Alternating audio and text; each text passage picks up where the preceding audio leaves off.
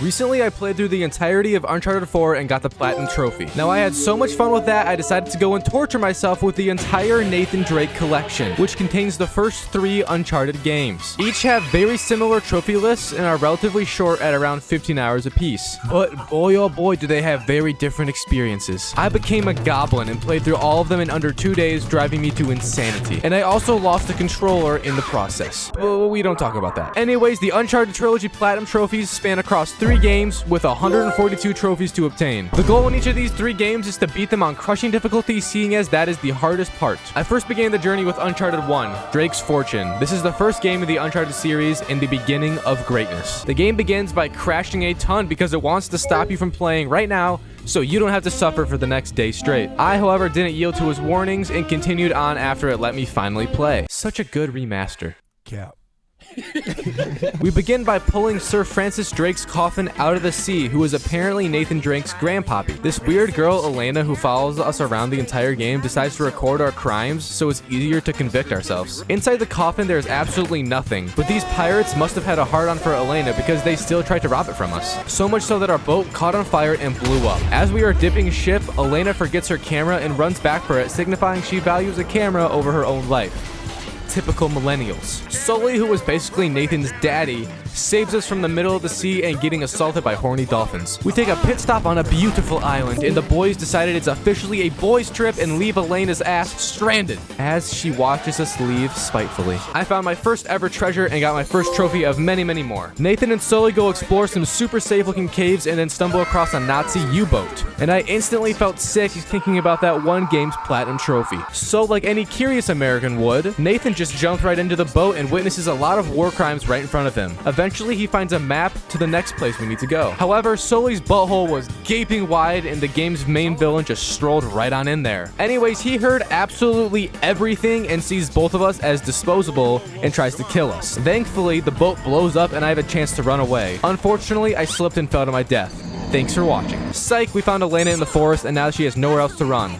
From me.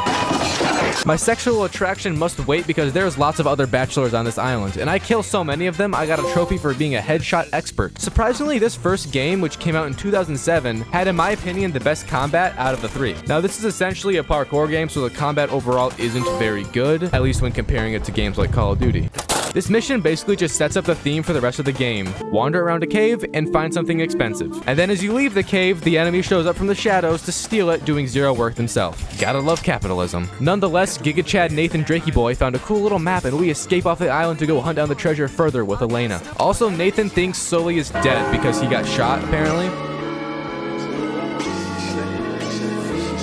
Elena decides to continue her home videos with Nathan, and she distracts him with her hot body, annoying voice, and the plane begins to catch on fire from the enemy shooting at it. We both dip out with parachutes, and then it's Survivor all over again. Nathan awakens seeing the first ever gay representation in the world. A true statement in history. Stealing random rusty objects I found in the forest apparently gives you a trophy, and I got it. I struggled a lot on this mission because they took away the new player stats from me, and made the enemies actually do the proper damage they are supposed to do. This is honestly a evil game studio strategy. Make the first 2 missions super fun and easy, and then on the 3rd one, they just penetrate us deeply without telling. At least ask, like that's just common courtesy. Since I died so much in this mission, I had a lot of time to grind combat trophies, and I got 50 kills with a base pistol and 100 headshots. After an hour of clawing our way through enemies on enemies in the forest, we reached somewhat of modern civilization, and I found a relic, which is like this special treasure that gives you a trophy for finding it. Grenades are super common in this game, unlike the 3rd one where they are more dry than your mother is.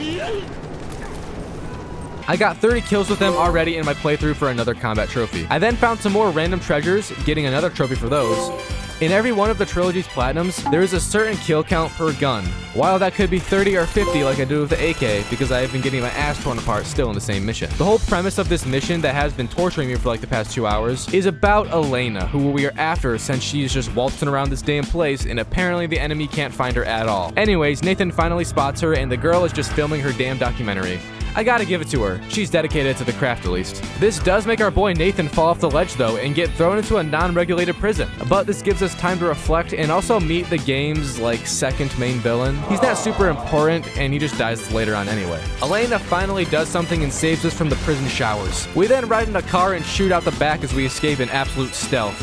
And then we throw ourselves off a bridge, much like I contemplated doing an hour ago. Oh my god! Nathan wants to give up and just leave, but Elena convinces him to stay and unknowingly sparks an addiction for him that will become troublesome for a certain marriage later on. I got 50 more kills with a micro 9mm, which sounds just like the length of your small penis. The happy couple finds a room full of books and the only important history textbooks to ever exist. There is a document regarding the contents to what Francis Drake was hauling around the world, and we find out he had a ton of treasure and things that would sell good to white women. Now, white women sure are exciting, but getting 250 headshots is definitely more life-impacting. This literally means Nathan Drake has killed 250 men by blowing open their heads, and we aren't even halfway through the game. I then found some more treasure, used a one-shot revolver 20 times, and found even more treasure again. I stopped recording and decided to take a little break and go consume a bunch of food to fuel my extremely tiring job. I came back around an hour later, and then I couldn't launch the game anymore. I tried absolutely everything, even launching in safe mode, but that didn't work. So I had to uninstall and then reinstall the game, which took around 2 hours. It finally worked again, and I was so excited. Just kidding, that was ass. After doing a puzzle with these 2 giant keys, I found some more treasure to fuel my addiction and got a trophy. Next, we have to fight a ton of enemies again, which is basically all we do the entire game. But me and Elena reach another burying place, and it's significant because she said so. Apparently, we reached a treasure vault since the 16th chapter is quite literally named that. This chapter contains a lot of super stereotypical treasure hunting puzzles and obstacles. However, the treasure hunting fun is ended when the enemy shows up again. I don't know how they even got in here, but they seem to know every corner of this damn place.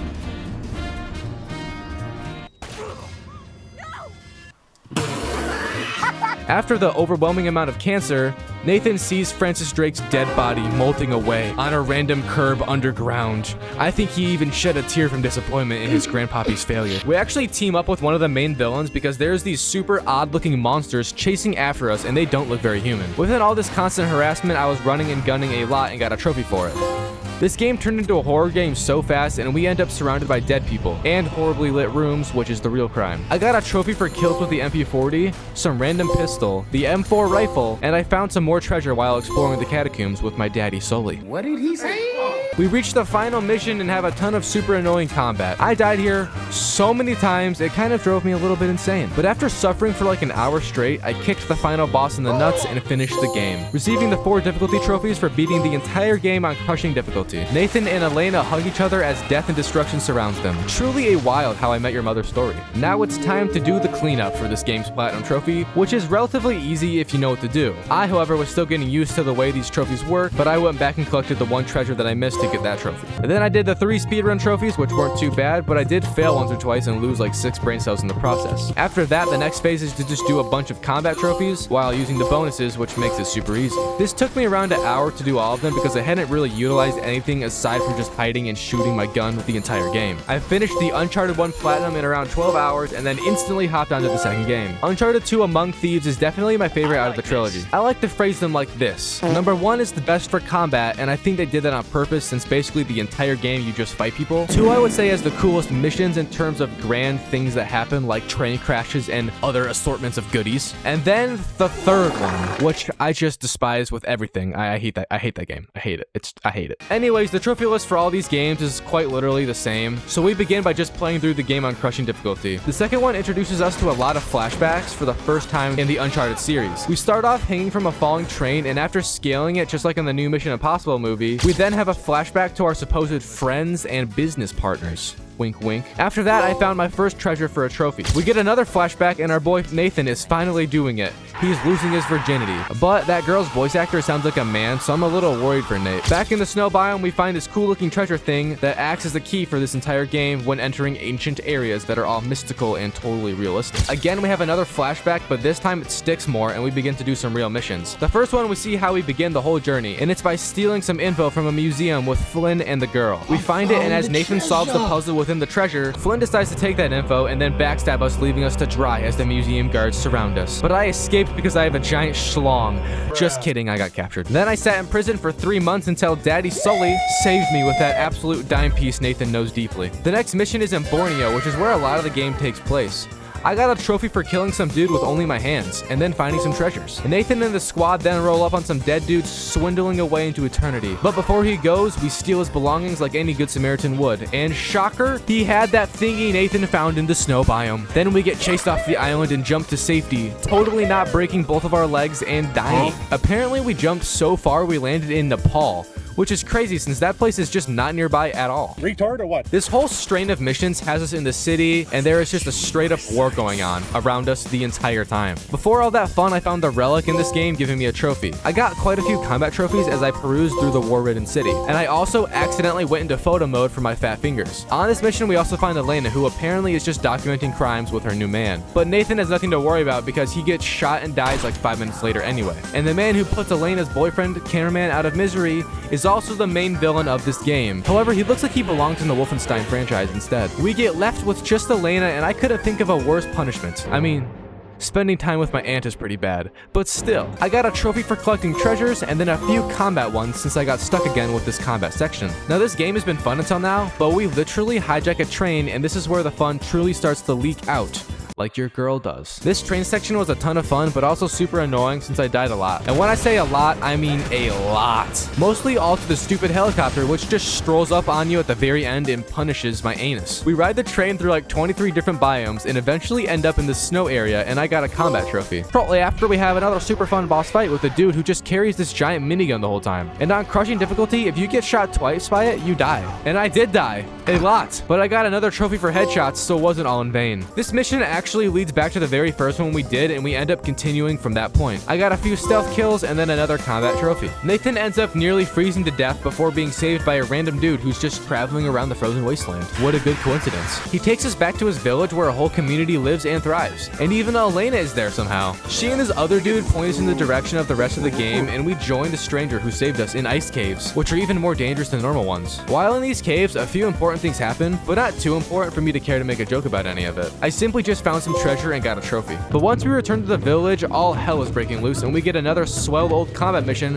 where we traverse throughout the village and see dying people all around us as we get trophies. I wouldn't rather spend my Sunday evening any other way. After an intense car chase on the edge of a snowy mountain, which sounds like a great idea and a Fast and Furious movie, we end up with just Elena and myself, which only two things are gonna happen if it's like that. Now there's no Motel 6 out here, so instead we just go and kill some more people. This mission is again just more combat, except this time we are raiding the enemy's outposts instead of them putting it into us. I did a lot of combat trophies on this mission, and some treasure ones as well. After killing thousands of men, Nathan and Elena reached the temple, and we really begin to see the glorious thing we have been after all game, Shambhala, which I guess is like a sanctuary or a forgotten city. But we get blue balled by the mean Russian man and his goon squad. I found the last treasures available for 2 trophies. The big appeal to Shambhala is not the city, but the sap from the tree of life that it holds, which can make you quote-unquote invincible. And of course the main villain slurps it all up, but there's a glitch in this boss fight, and I abused it in order to beat him without losing my mind and leaving this game feeling pretty happy with myself, which is new. After we run away from the crumbling city, it's basically the end of the game, and Nathan decides he wants to be with Elena instead of the way hotter man he has been dating. And that is it for the crushing trophy, and we get the 4 difficulty trophies as well. Like I've said, this trilogy is very similar with the trophies within them, since they are all in a game collection, so I just went back and quickly grinded out the remaining trophies, which didn't take me long at all since I knew what I was doing the second time. Getting the platinum trophy for Uncharted 2, and finally we are on the final game in the trilogy. Lord have mercy, at this point I was so burnt out from this game series, I literally lost it on this one. Now as I said, I don't like this game whatsoever. That is mostly because I played all 3 of these within 2 days, and it kind of makes them all seem like the same game, so of course the final one wouldn't seem like anything special. But nonetheless, the show must go on, and we begin the crushing difficulty playthrough. I'm not going to give a whole commentary over what we did because I don't want to. So throughout the entire playthrough, like usual, I found the treasures on every chapter and got lots of combat trophies within. But I reached a fight with one of our allies, Charlie,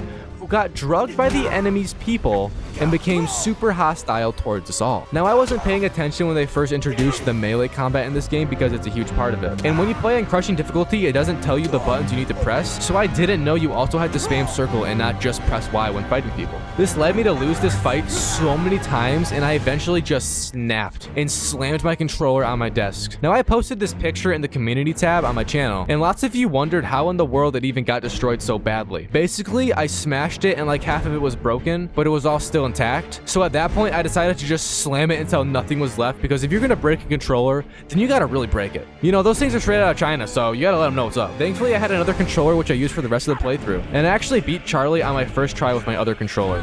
So, yeah, I kind of feel bad about breaking it now. After collecting mostly all the treasures and lots of combat trophies, we ended up at the end of the game, and Nathan and Elena rekindled their relationship, which seems to be the most difficult thing for Nathan Drake to find.